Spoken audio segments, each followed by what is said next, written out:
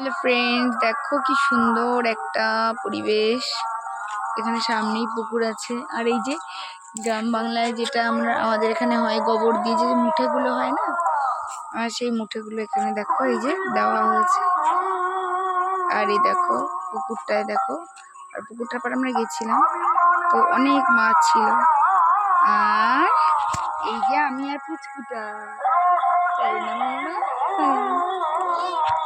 দেখো, আর এই দেখো